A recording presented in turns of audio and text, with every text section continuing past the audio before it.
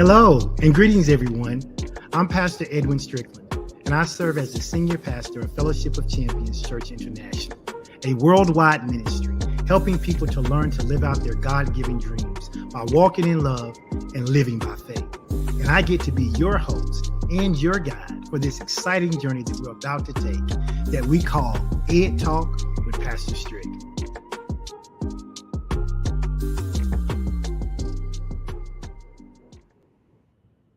Hello, listeners. Hello. Good morning, good afternoon, good evening, whatever time it is that you are interacting with this podcast. I want to welcome you, and I want to welcome you to another episode of Ed Talk with Pastor Strick. And I am so glad I get to be your host because I am Pastor Strick. And as you guys know, here on Ed Talk, we come together each week.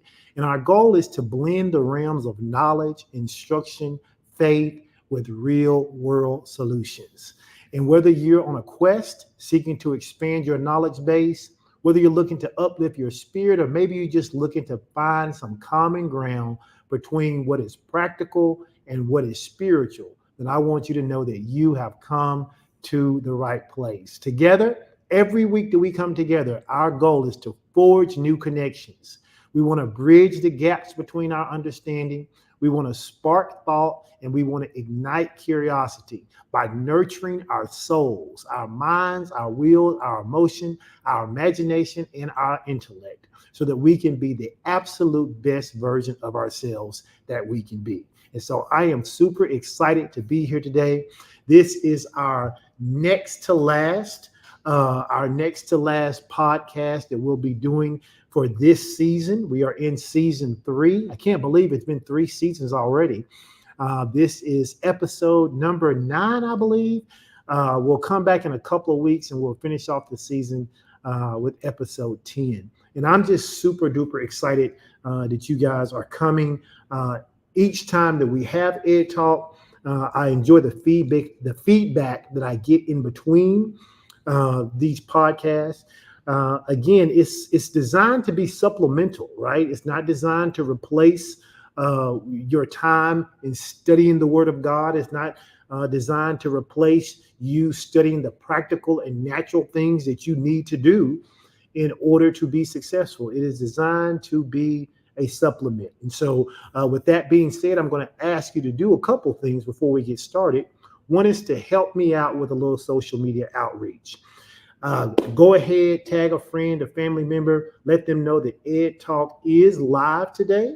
I know sometimes we don't meet every week, and sometimes people forget, they get busy, but let them know, hey, Ed Talk is on today, and we're going to be talking about cultivating the right kind of mindset to receive feedback. And I'm telling you, I think it's incredibly important, whether we're talking about in your personal life or your professional life. And so you're not going to want to miss it. So go ahead, tag a friend, share this to your page, share it to your story. If there's people who are usually on here and you don't see them, let them know that we are live. I can see we've got people from the East Coast watching. I got people from Virginia, Maryland. I got some people from Florida. I don't know if you consider yourself to be the South or the East Coast, but I got some Florida people. Let's see who else we got. Mississippi's in the house. Georgia's in the house, Arkansas's in the house, Texas and Tennessee. So listen, go ahead, keep tagging, keep sharing, keep getting the word out, and we'll proceed and they can catch up as they come in. As always, there are multiple ways in which you can interact with the Ed Talk podcast. If you go to www.pastorstrick.com, that will take you directly to my YouTube channel. And you can not only watch this podcast, but you can watch all of the seasons and all of the podcasts since we started this endeavor. Also, if you're more of a Facebook person and you actually like to watch via Facebook, you can do that by simply going to www.facebook.com/Ed Talk with Pastor Strick, all one word. And that will take you directly to the Ed Talk with Pastor Strick Facebook page. You can stay up to date. I post other things besides just the podcast there. So if you're wanting some information about what's happening out in the corporate world, in the job sector, by all means, you should go and follow that particular page. Or if you are more of a podcast person, and I'm getting more and more into other people's podcasts, and I know that people who use podcasts, they like their certain platform. And so if you are interested in following Ed Talk with Pastor Strick on Spotify, on Google, Apple, iHeartRadio, any of the podcasts that you typically listen to, you can find me by going to www.pastorstrickpodcast.com. And if you go there, it will take you to a landing page. And on that landing page, all you have to do is look for the platform you like to interact with, click it, and then all of the episodes of Ed Talk with Pastor Strick are there. You can search the titles. You can find it by subject. And if it's something that you've missed out or something you need some information about, and you think I have something important to say about it, then by all means, click that link, and then you can go and listen to that podcast anytime you desire. Now, as I said before, we're going to jump into today's teaching. And in today's teaching, we're going to be talking about cultivating the right mindset to receive feedback. Now, on the previous Ed Talk, I got a lot of comments about the topic that we taught on, which was about the 6 laws that govern success in the workplace. We talked about 6 particular laws. I'm just going to mention them real quick. You can go back and listen to that podcast if you need to. But it was interesting because I had a lot of people send me messages or DMs asking questions, asking for follow-up about how to implement some of those things. And I thought, one of the things I didn't really talk a lot about was this idea about feedback. Because if you're going to be successful in the workplace, you also need to be a person who understands how to take feedback. And while we think that may sound simple, it's not as simple as it sounds for everybody. And so the 6 laws that govern success in the workplace, we said, number 1, you have to remember that your job is to empower your leader, whoever your supervisor is, whoever your boss is. Part of your job, if you want to be successful, is learning how to empower that person, how to make them more successful. We then said, number 2, you could not be afraid to showcase your talents. A lot of times in the workplace, a lot of people like to shrink back. They don't want to shine. They don't want to be seen.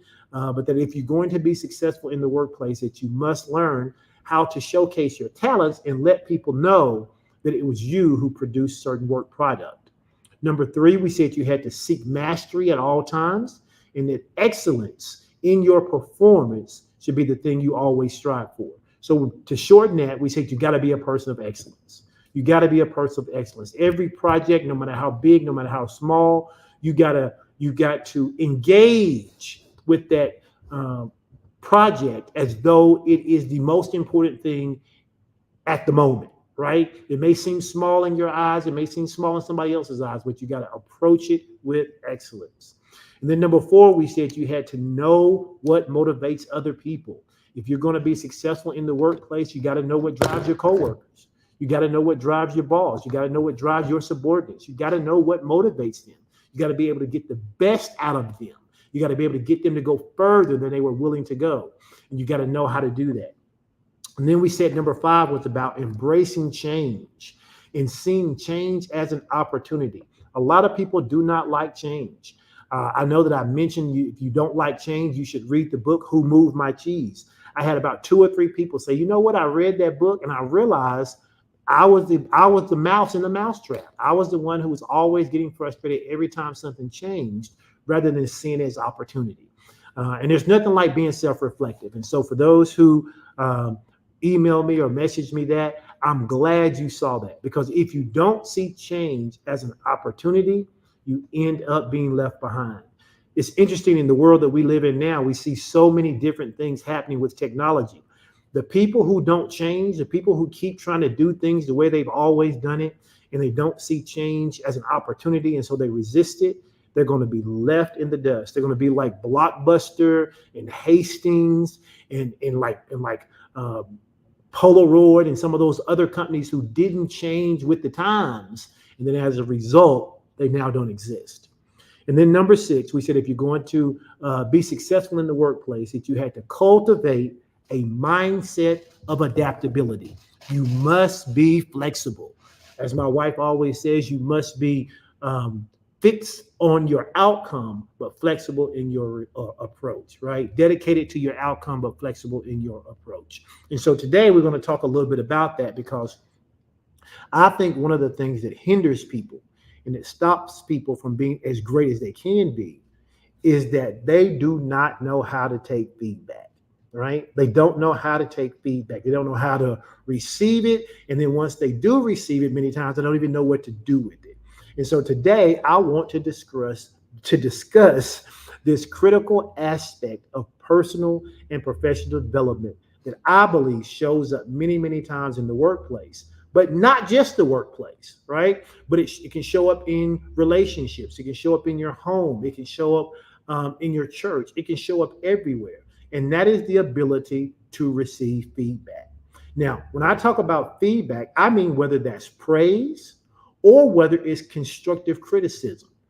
Both of those can be indispensable tools for growth if you learn how to utilize them.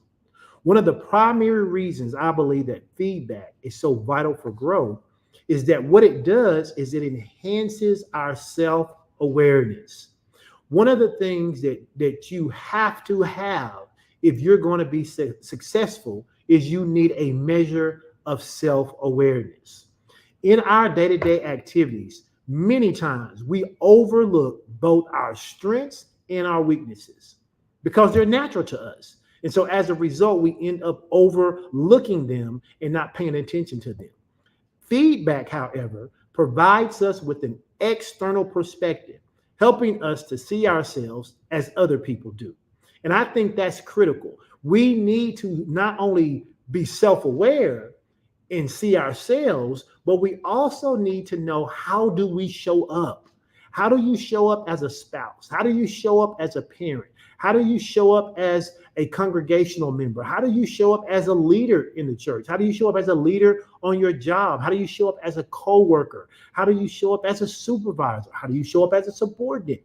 Those things are important. How you show up to other people matter. In fact, go ahead and type that in the comment section, if you will. Say, how I show up to other people matters. I know people say, oh, I don't care what people think about me. I don't care what they say. I don't care what they think. But that's actually not really true.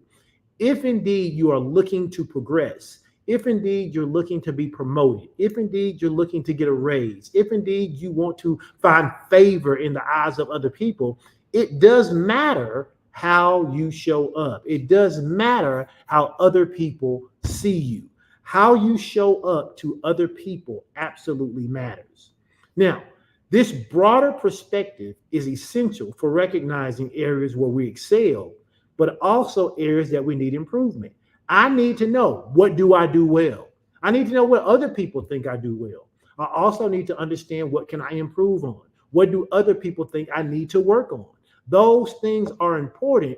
And if I don't spend time with those things externally, then all I end up doing is living out a prophecy that I have created in my own thinking. And while we want to have high self-esteem, while we want to have high value and see ourselves as important, it is important to couple that with how I'm showing up to other people. So in the dynamic environment of the workplace, because that's kind of what we're talking about, because I'm tying this to these 6 laws that govern success in the workplace.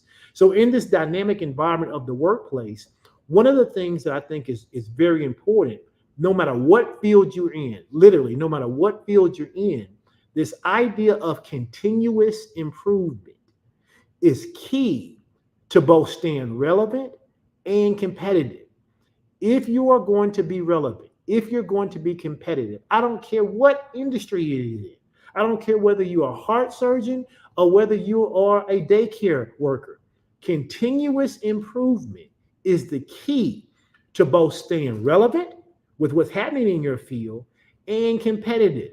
Because if you stop learning, you are in essence falling behind.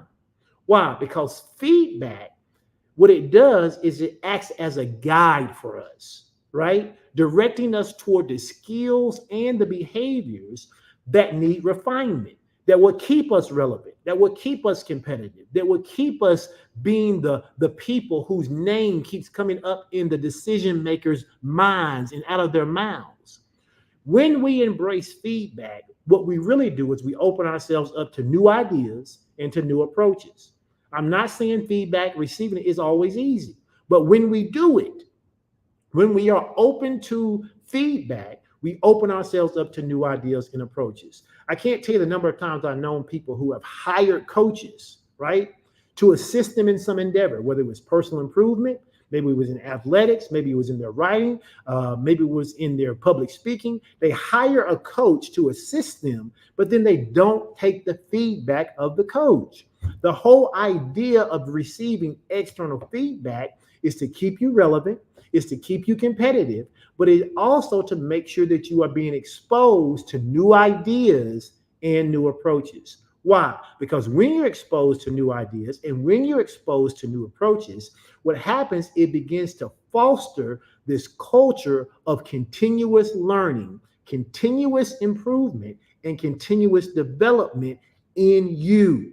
And this proactive approach to improvement starts to not only benefit you and I individually, but it also contributes to the overall success of whatever team we're on, whatever team we're leading, or whatever team we play a part of, and to the organization as a whole, which then causes you to be seen as valuable to the organization. So this idea of receiving feedback must be learned, and it must be learned how to do it gracefully, right? Because receiving feedback gracefully is the critical step to where you get to build stronger workplace relationships and not tear them apart. It demonstrates when we receive feedback gracefully that we value the opinions and the insights of our colleagues, of our managers, and of our subordinates. Because contrary to popular belief, subordinates can give you feedback. Many organizations are involved in what they call a 360 evaluation. That means I get evaluation from my peers, I get evaluation from those who I supervise, and I get evaluations from those who I report to. Why? Because it's giving me a 360 view. The way I show up to my boss may be different than the way I'm showing up to my subordinates, which could be different than the way I show up to my peers. And I need to be aware of that. You need to be aware of how you're showing up. And the only way to do that is through quality feedback and the receiving of that feedback. Because one thing you may not be able to control is how that feedback comes, but you can always choose how you respond to it. Okay. So gracefully receiving feedback demonstrates, again, the value and the opinions that we have in those we do life with. This openness begins to foster trust and mutual respect. It starts to create a collaborative environment where everyone feels heard and valued. And you know that everyone wants to feel valued and everyone wants to be heard. We don't always have to be heard all the time, and our opinions don't always have to be taken, but we want to be heard. We want to know that we are valuable enough to be heard. Understand this. Stronger relationships in the workplace lead to better teamwork. It leads to increased morale and a more positive workplace culture. And again, while I'm talking about the workplace today, you can take this and extrapolate this to any other area of your life. If you receive feedback from your spouse, that's going to create better teamwork. It's going to increase the morale of your relationship, and it's going to make for a more positive, inclusive home life. You can take this and you can extrapolate this to your children. You can extrapolate this to the people you go to church with. You can extrapolate this to people you do life in your community with. Everybody wants to feel valued and heard. And when you can receive feedback from other people, it demonstrates to the people you're receiving the feedback from that, number one, you value their opinion, right? Number two, it lets you know that, hey, I am open to foster this mutual trust and respect. And when you learn to receive feedback, guess what it does? It opens up the pathway for you to be able to receive and give that feedback equally. Now, let's talk real quick about understanding the nature of feedback, okay? Because we talked a little bit about why it's important. Let's talk about the nature of feedback. Number one, let's just be honest with each other. feedback doesn't always feel good. Okay? In fact, if you agree with that, you can put a 1 in the comment section. Getting feedback doesn't always feel good. How do I know? Because I have recently been engaging over the last year with a bowling coach. Okay? Now, when I started off bowling, I thought I was a decent bowler. And I would have some really good games, and I would have some really bad games. I would have sometimes during the season, because I bowl in the league, I'd have 1 or 2 games that were really, really good. But by the time I got to that third game, I couldn't figure out what was happening. And so I started to engage with this coach. And I would go practice sometimes, and he would be there, he'd give me pointers, or he would tell me what to do when I went to practice. But one of the things that I learned that even for me was difficult was to hear somebody tell me what I was doing wrong. Yeah, and I don't know if it's just me, but anybody else out there who can agree with that, having someone external from you tell you what you're doing wrong, even when you know that what you're doing is wrong, can still be a hard pill to swallow. If that's you, somebody just put in the comment and say, that's me. That's me. Now, what do I mean? I mean, he would say things to me like, hey, I noticed after you've bowled about 15 frames, which is about a game and a half, he says, you start to get lazy in your approach. You start to dip your head and you don't follow through on the release. And then in hearing that, I knew he was right, but I didn't like hearing that. I didn't like hearing him talk about me being lazy in my approach. I didn't like him to say, you got to become more consistent. I didn't like him saying, you got to have a routine that you go through every single time. I don't care if you just had 4 strikes in a row. You need to go through the same routine every time. And then he said, do it again. Do it over. Your mark is wrong. You're not starting in the same place. And that was tough to hear. But when you understand that the nature of feedback is to provide you information about your actions and your performance in order to get you to be better, then you can start to embrace the feedback. Because what is feedback? Here's what feedback really is. It's just a mirror reflecting how other people see you, your actions, your behavior, or your performance. And it brings insight that we might otherwise overlook. Listen, when I'm bowling, I don't feel like I'm lazy in my approach. When I'm bowling, I don't feel like I'm dipping my head down and not keeping my head up. When I'm bowling, it doesn't always feel like I'm not following through on my approach. But when my coach is able to take a video and say, look, this is what you're doing. And I say, well, it doesn't feel like that. He says, I don't care what it feels like. I can show you what you're doing. Feedback is just a mirror. When you have a coach, that's what that coach is doing. And we live in this society now where people, and I'm glad, people are embracing the hiring of coaches. But what good does it do to spend money on a coach if you're not going to embrace the feedback that they give you? You can only see what you can see. The coach can see what you can't see. And that's really what feedback is. Feedback is supposed to be an external coach that provides insight to us about our actions, our performance, and our behaviors so that we can correct them, so that we can become a better version of ourselves than we were before in whatever endeavor we are in. Mine, the example I'm using today happens to be about bowling. Yours could be about anything. It could be about swimming. It could be about being a better husband, a better wife, a better parent. It could be about being a better church member. It could be about being a better leader, a better pastor, a better person on your job, a better coworker. It doesn't matter what it is. Feedback's purpose is the same. It is to make sure that you and I become better as a result of having an external viewpoint of our behaviors, of our practices, of our actions, right? It's important to also remember and to get it ingrained in our mind that feedback is not designed to be judgment. Okay?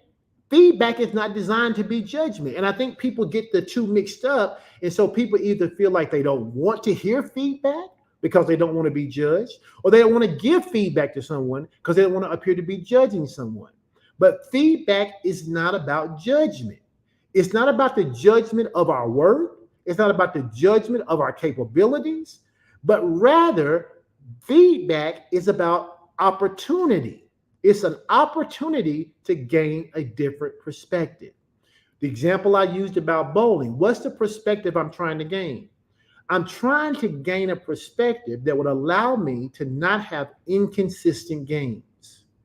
I'm trying to get the perspective of what am I doing in the first 5 frames of my first game that I need to be doing in the last 5 frames of my third game, right?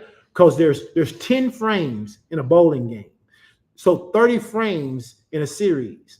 I need to be as consistent in frame 1 as I am in frame 30 if I want to get the same results.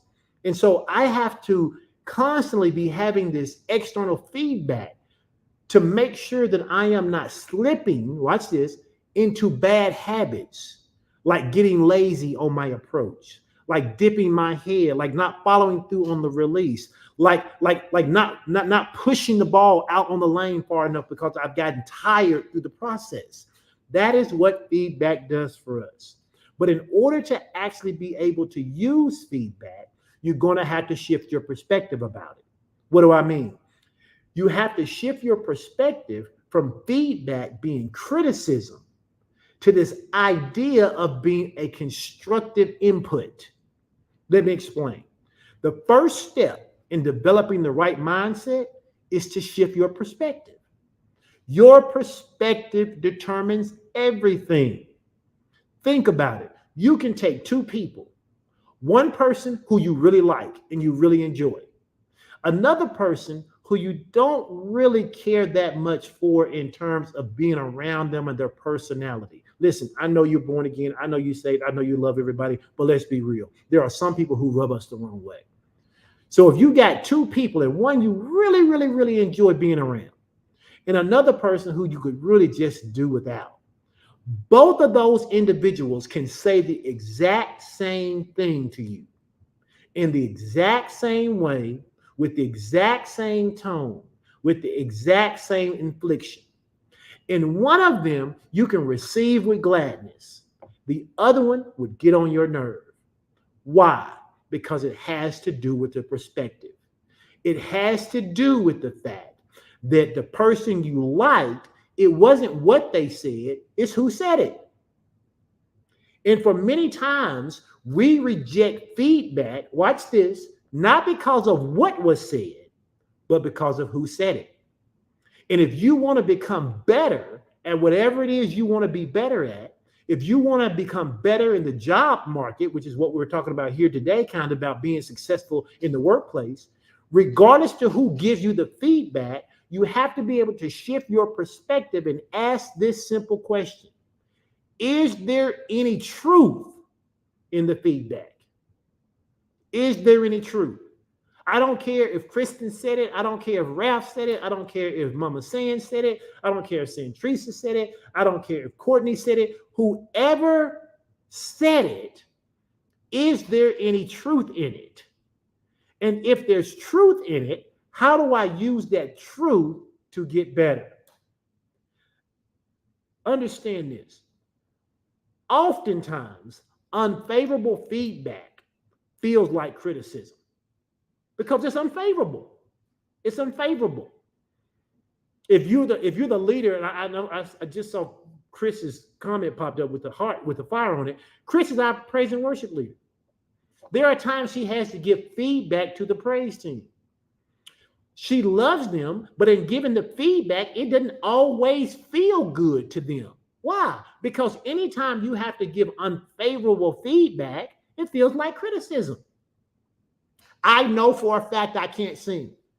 I do. I'm self-aware. I don't have good pitch, good tone. I couldn't tell you whether I'm a tenor or a soprano. I have no idea. I can't sing.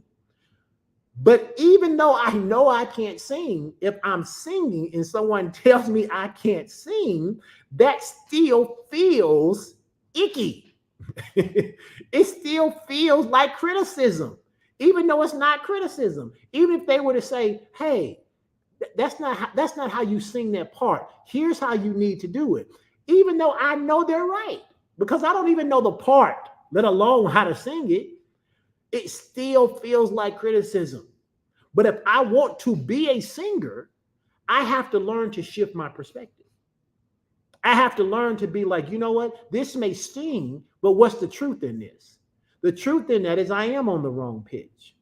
The truth of this is, why am I trying to sing soprano? That's not who you are. And so I have to learn to take that criticism and say, this is not really criticism. It's actually feedback.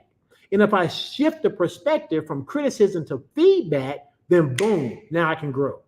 Boom, now I can get better. And so you have to make sure that you are not taking feedback as criticism. Watch this, because of who said it. Ralph said it like that. You got to look at the truth and not at the person. I'm actually going to put this up here. You got to look at the truth and not the person, because that's what people get stuck on your job. You get stuck because you don't like the person who gave you the feedback. At home, you get stuck because you don't like the fact that your kids told you something that was true. So you told them to stay in a kid's place. You don't like the fact that somebody who you think may not have it together as much as you have it together gave you feedback. Or somebody who don't make as much money as you gave you feedback. And so as a result, you keep looking at the person and not the truth. And when you do that, you see it as criticism rather than feedback, and you never get better with criticism. Okay? Understand, when you make the switch, it's a chance to see ourselves through the eyes of others, and we can identify the areas where we can grow. By shifting our perspective, we move from a place of defensiveness, all right, to a space of openness, curiosity, and embracing the idea to get better. Okay? But how do I embrace this idea to get better? Well, if you've been at any of the Ed Talks, you know I've talked about this before. It's this thing called having a growth mindset. Tracy says, I know I can't dance, but it feels like criticism when my kids tell me I can't. Right. It feels like criticism. And so anytime we receive unfavorable feedback, it can feel like criticism. But we have to be mature enough to go, you know what? I want to get better, so I got to switch my perspective. So the way I do that is by embracing something called a growth mindset. Now, this phrase, a growth mindset, is not germane. It's not unique to me. I didn't make it up. A psychologist by the name of Carol Dweck coined this phrase along with the phrase a fixed mindset. And in short, she says that a fixed mindset says this is how things are. This is how they're always going to be. Nothing can change. I can't do nothing about it. You can't do anything about it. It just is the way it is. A growth mindset takes the opposite view. It says this is how things are, but things can change. This may be a truth today, but it doesn't have to be a truth tomorrow. This may be a reality today, but it doesn't have to be a reality next week. I can learn, I can grow, I can change. And so if you're going to be a person who's going to succeed in the workplace, you must be a person, right, who has a growth mindset, because two of the laws we talked about said that you had to embrace change and see it as opportunity, and that you had to cultivate a mind of adaptability. When you cultivate a mind of adaptability, when you embrace change as opportunity, it allows you to be open to receive feedback, even when it feels like criticism.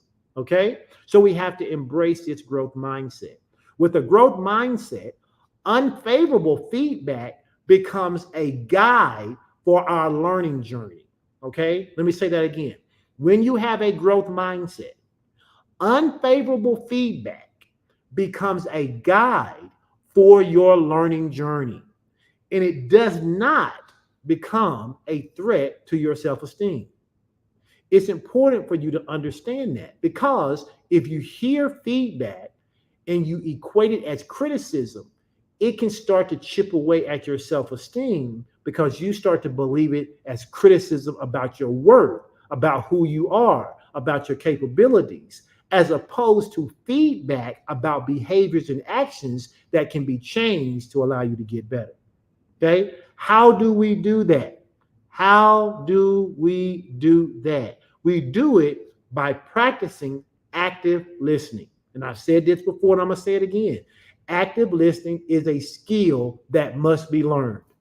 It must be learned. It is not something that comes to us organically, okay? Because we want to be heard, okay? So we practice speaking more than we practice listening. A truly good benefit of feedback is when you learn to practice active listening. This means being fully engaged with the person who's giving you the feedback without interrupting them immediately or without defending yourself. It's going to take time for you to not have the feeling of wanting to defend yourself, but not defending yourself. Okay? It's about being present and showing that we value their input.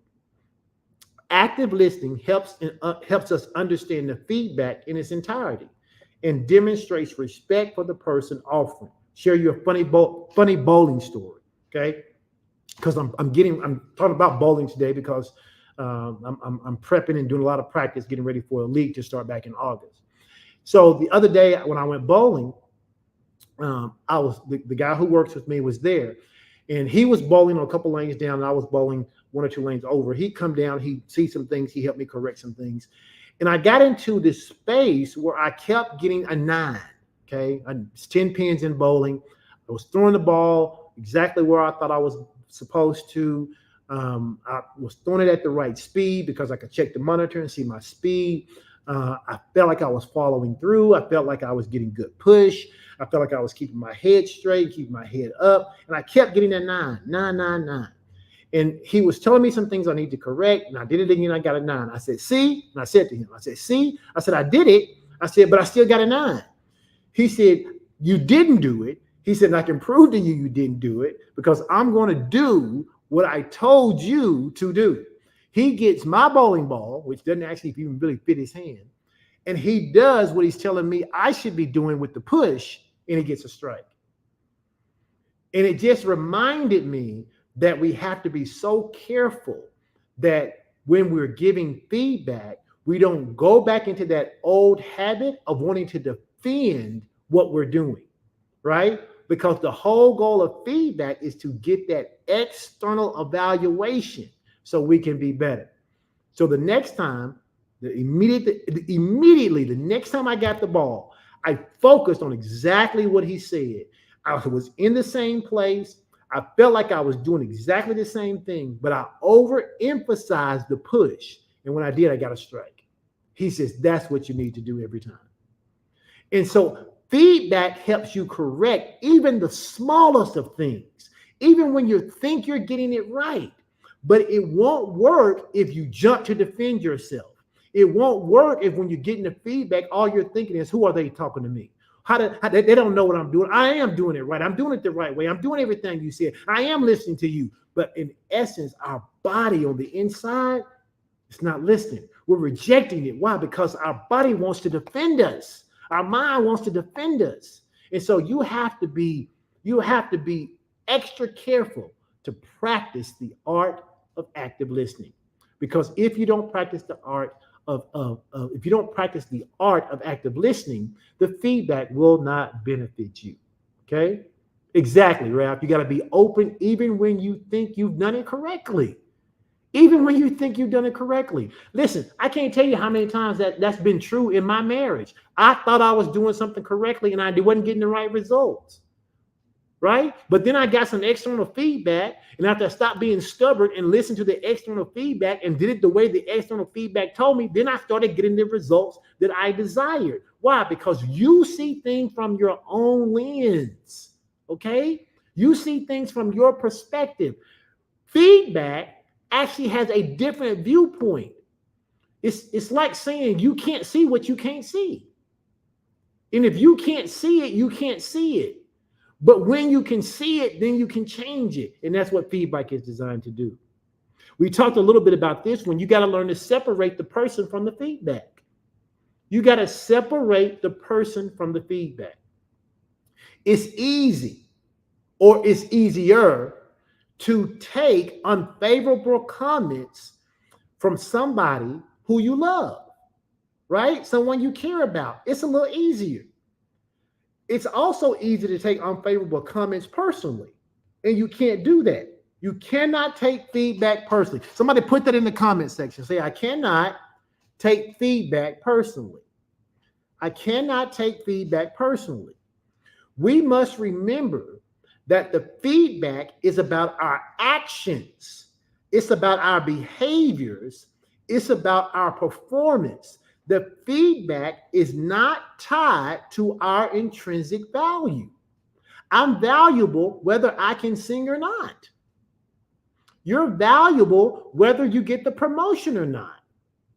You're valuable no matter what. The feedback is designed to be about actions. It's designed to be about behaviors. It's designed to be about performance, not our intrinsic value.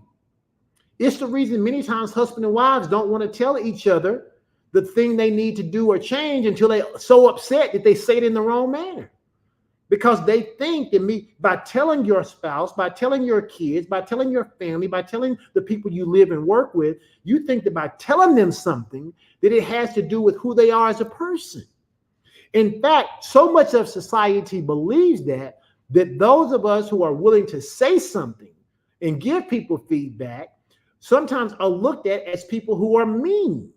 But I'm not mean if I tell you that what you're doing is not going to produce the best results from you. It has nothing to do with your intrinsic value. Like, feedback should not be taken personally. We have to remember that feedback is just about our actions. And what happens is when you shift perspective, remember we talked about shifting perspective from criticism to feedback. What happens is I then begin to depersonalize the feedback. Okay, I depersonalize it. My coach doesn't have a vested interest in me becoming a worse bowler. So he's not talking to me about my approach. He's not talking to me about my push. He's not talking to me about my leverage. He's not even talking to me about my ball speed because he wants me to be a worse bowler, right? So whatever he says to me, I have to depersonalize it. He's not telling me that because I didn't do a good push on that particular throw, then I'm a bad husband. He's not telling me I'm not a good pastor because I didn't have a good follow through. He's not telling me I'm not a good person. He's saying that action is not the action that's going to get you the desired result, which is a strike. Okay? So we cannot take feedback personally. We have to depersonalize it. That way we can evaluate it more objectively and use it to make more meaningful improvements. You know, one of the reasons in education or really any field that you don't have someone evaluating someone's job performance who they are in relationship with is because most people assume that evaluation can't be objective, right? So you have someone who has no connection to the person, but understands the job or the role to come in and evaluate it, right? It's the reason that many times, depending on what you're working on, it's good to have a third party give you the feedback than sometimes the person you have to do life with, right? Because number one, you know, you may be able to receive that feedback better from them, maybe, but also how objective is that feedback? You know, it's like if most men, not saying everybody, but most men, if their wife comes out and she asks the question, does this dress make me look fat? You know, for a lot of men, no matter what they think, they may not want to be as open with that feedback as they could be. Because maybe that particular dress does make you look bigger than what you are. Not that you're bigger, right? Not that you're overweight, not that you're a cow, not that you're a pig, right? But if a husband says to his wife, Yeah, that does make you look bigger. Most people, unless they've done the work, they hear that and they take it personal as if you're saying, I am too big, right? And so you have to make sure that you are able to have feedback and you depersonalize the feedback, who is coming from, so that you can hear the objectivity in it, right? And then you can use it to make meaningful improvements. And when you do that, when you depersonalize feedback, right? My wife says they better not leave with you. And that's true. And here's the reason why. If you ask me the question, does this dress, does these pants, does this hat, ABCD make me look a certain way? I can only be honest with you in what you've asked about that particular outfit, right? And you have to assume, right, that I'm only talking about what you asked me about.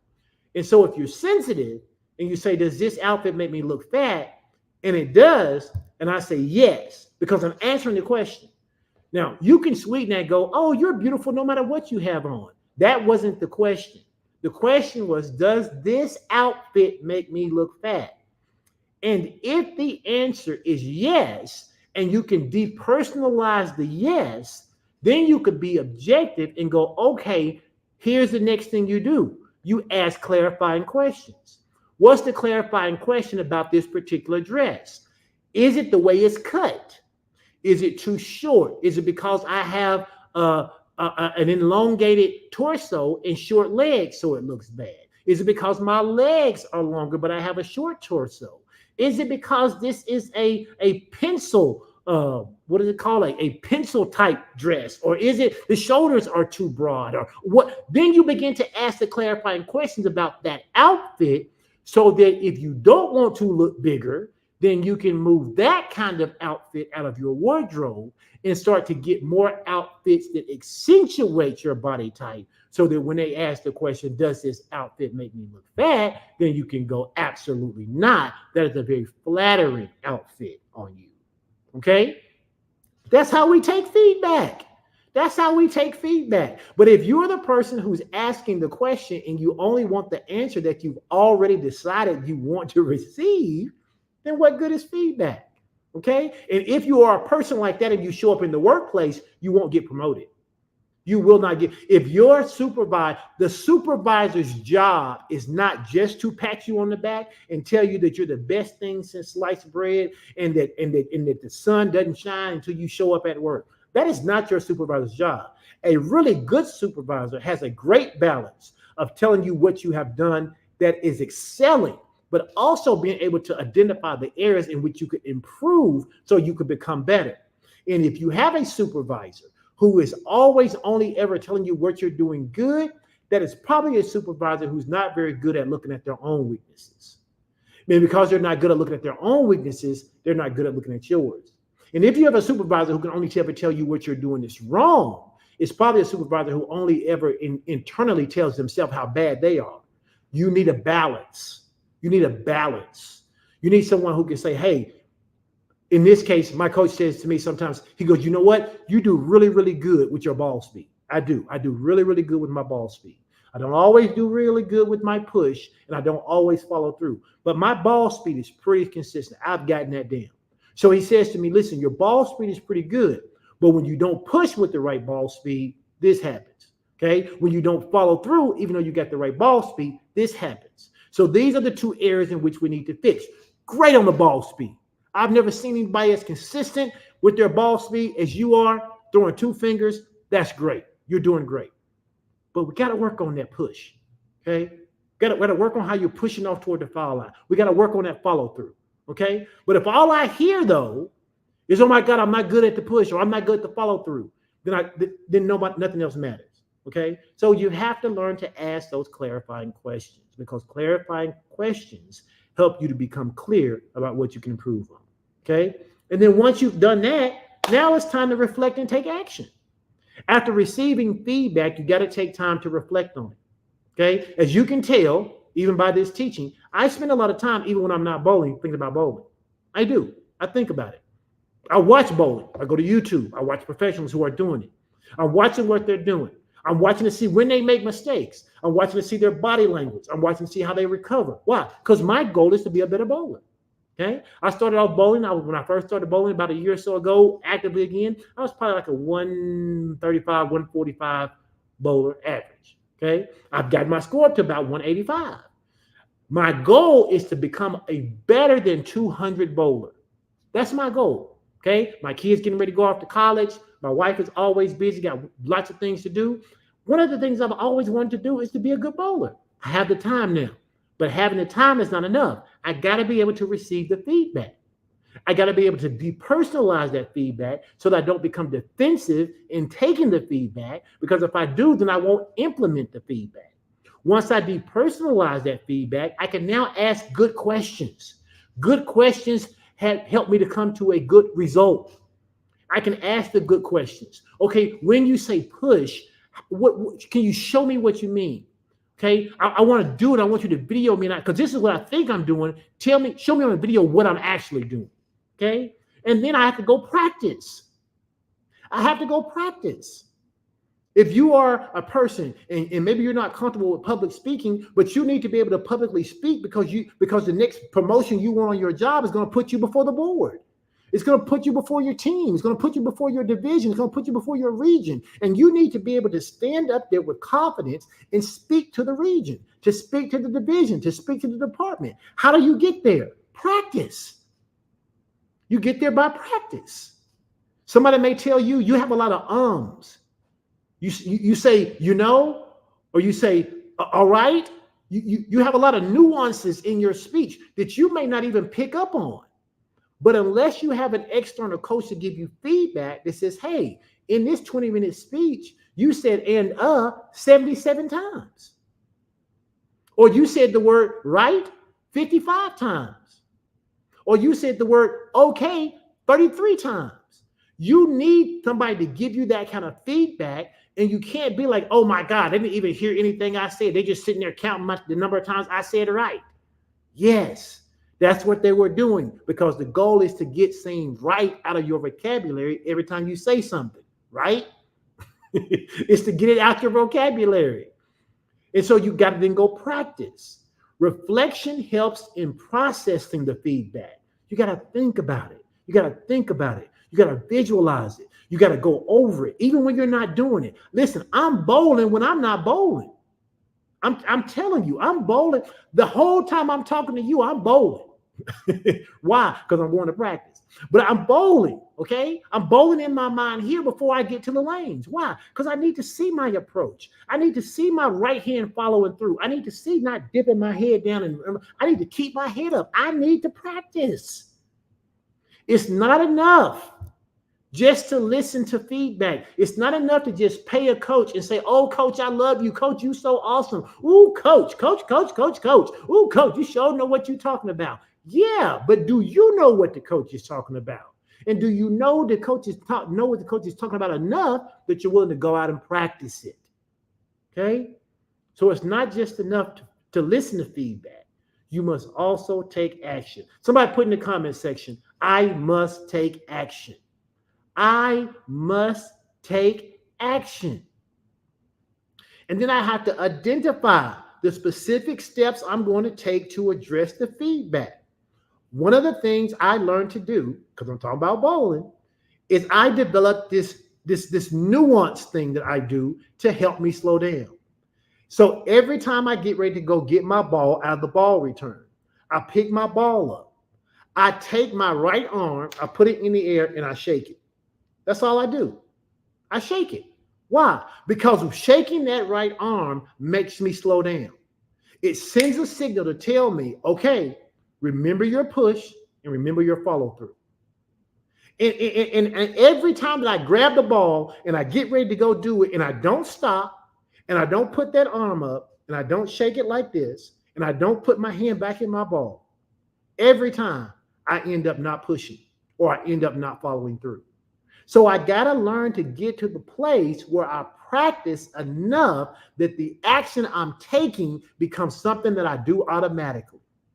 And when you start to do those kind of things in the workplace, in your marriage, with your kids, in the community, at church, wherever it is, when you learn to take the proper actions, you will start to see the proper results show up in your life over and over and over. You want consistency in your life? Be consistency in your practice. And when you do that, you'll start to see a difference.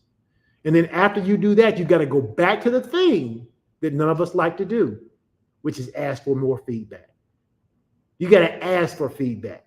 Sometimes you don't wait for feedback to come. You got to seek it. Listen, if you know your marriage is not everything it ought to be, don't wait till your wife tells you she wants a divorce. I can't tell you the number of men who go, well, I knew things were bad, but I didn't know they were that bad. You got to be proactive in seeking the feedback. My wife and I, our anniversary's coming up. I already know that when our anniversary comes up, we've got to sit down and we got to have our yearly conversation about what can I do to be a better spouse. I'm actually looking forward to it already. Why? Because it's something that we do every year. We don't just do it at the end of the year, but I know on the anniversary, wherever we're having dinner, whatever we're doing, we're going to slip some time and then go, okay, you've had some time to think about it. Because we start talking about it around the end of July, 1st of August. What can I do? Going into year 31, because we're going to celebrate year 30. What can I do this next year? What can I do to be better? What do I need to improve on? Okay. And we, no matter what, we always start off by telling each other what we do good. And then we say, but, there's a couple things. And although the couple things may not be easy to hear, I have to depersonalize it. I know she loves me. She's been with me for 30 years. She was going to leave. She could have left a long time ago. So I depersonalize the feedback that I'm going to get, right? Right. We're going into year 30. It'll be 30. Yes. So the next year will be 31. That's right. You're right. So you're 29, 30. See? Feedback. I take the feedback. My numbers were wrong. I was off. I don't take it personal. I can't believe she came on my broadcast and corrected me. No. It's feedback. So that I get it right. Because the goal is that the next time someone says something about our anniversary, I'll have the right number. See, that's how it works. Okay. So you have to seek that feedback. So let me go through this real quick, just one more time. I want to make sure you're understanding. Here is the feedback loop. I call it the feedback loop. Okay. The first thing you have to do is shift your perspective from criticism to feedback. Okay? You have to see what the words that people are sharing with you about your behaviors, about your actions, about your performance. You have to shift, okay, from criticism to feedback. You got to shift the way you see it. The second thing you have to do is you have to embrace a growth mindset. Okay? You need that growth mindset. Number 3, you got to practice the art of active listening. Number 4, you have to separate the person from the feedback. Depersonalize the feedback. Don't get caught up in the personalities when it comes to the feedback. Ask yourself, is there truth in it? Number 5, you have to ask clarifying questions. That's how you get better. And you can ask those questions once you've depersonalized, right? Once you have depersonalized the feedback, you can ask better questions. And then number 6, you got to be reflective and take action. You got to spend some time. Okay? You got to spend some time going, man, let me visualize this. Let me think about this. When next time my wife asks me a question, and I gotta practice responding in a better tone. I gotta practice responding without that bass in my voice. I gotta practice. I gotta see myself doing it. I gotta take action. And then once I've done it, I have to ask for additional feedback. How did I do? Anytime my boss has ever given me feedback and I felt like I did it, I didn't wait for them to come back and tell me I did a good job. I schedule a one-on-one. I have a monthly meeting, a weekly meeting. And I said, hey, During one of our weekly meetings, you told me that I need to do XYZ. I wanted you to know that this is what I did. Can you give me any feedback on how you perceived that based on the last time we talked, based on the last report I turned in, based on the last presentation that I gave, based on the last time I led a team? Okay. How did I do? Ask for that feedback. A lot of times people don't ask for the feedback because you really don't want nobody to tell you something that you perceive as negative. But I'm telling you, when you begin to ask for feedback and people see, especially those who supervise you, see you living out this feedback loop, you're going to be a person somebody's going to want on their team. Other people will see you and will pick you from other teams within the division, within the organization, within the region. Why? Because people like people who can take feedback and implement it and get better. They don't even always aware of the feedback loop. They just know you keep getting better. They said, man, last year, Kristen was this. Nakia was this. Sean was this. April was this. Maxine was this. John was this. Chris was this. Ralph was this, right? And so they're saying he's just getting better and better and better. I want that person on my team. How do they keep getting better? Because they're engaging in the feedback loop. And the feedback loop is a tool that you can get better at, that you can master, and you can employ it in other areas of your life. All right? Listen, that's it for today, okay? I just wanted to connect this with these 6 laws that we talked about last time. And if you missed the 6 laws, you should go back and listen to them. 6 laws that govern success in the workplace. Listen, I have not always been the most intelligent person in the room. I have not always even been the hardest worker in the room.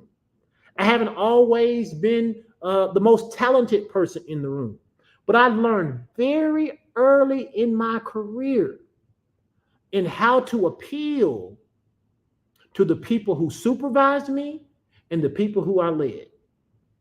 And you do it by being able to receive feedback so that when you have to give it, people respect it. You know, people say, well, if you want respect, you got to respect me if you want to get respect. You actually need to do it the opposite way, especially where feedback is concerned. Demonstrate to people you know how to take it and do something with it positively, and then they'll follow your example. They'll follow your example. Your bosses will follow your example. Your subordinates will follow your example. Your peers will follow your example. Your spouse, your kids, your family members, your community members, they will follow your example. And so if you want to be successful, professionally and personally, learn to cultivate, right? Because that's the word I use here. Learn to cultivate the right mindset to receive feedback. All right? All right, listen, we're about to go. I'm going to do what Pastor Sean does sometimes. We're about to go. It's about 15, 20 of you guys don't hear. Just tell me real quick one thing you got out of this. Tell me one thing you got out of this today. What are you going to do differently as a result of spending this last 55 minutes with you? What are you going to do? And then we're going to get up out of here. I know it's got a little delay, so I'll wait. But tell me something you got out of today's teaching and something you can actually do. Now, don't tell me something you can do something with. Tell me what you're going to do differently. Actually, tell me what you're going to do differently. Somebody said that feedback is important. It is. Feedback is important. The importance of asking for feedback and not taking it personally. Absolutely. Asking for the feedback. Asking for it. How am I doing? Husband and wives, ask that question. How am I doing as a husband? Ask your kids. How am I doing as a father? How am I doing as a mom? When receiving feedback, seek to hear the truth and not from the person. That is easier said than done. I'll admit it. I will admit it. Being adaptable. Someone said just asking for feedback. Change my mindset about receiving the feedback. Yes. Change your mindset. Switch it from seeing it as criticism to feedback. Being an active listener. Absolutely. Absolutely. And that can be so hard to do when you are in defense mode. You have to learn, you have to give yourself a trigger. If you find yourself in defensive mode, maybe squeeze your finger. Pinch yourself. Do something to give yourself a jolt to remind yourself, when I do this, I'm being defensive. Christian says, I will be practicing even when I'm not applying it physically at the moment. Yep, listen, visualization is a powerful tool. Visualization, I bowled a 250 in my mind before I ever bowled a 250 in person. I saw myself. I saw myself on that approach. I saw myself following through, giving the right push. And I did it. And I got so happy that the next game I didn't do it. Bowled a 265 and then turned around and bowled a 180. What's the difference? It wasn't the lanes. It wasn't the ball. It was me. I stopped doing what I should have been doing based on the feedback I had received. Yep. All right.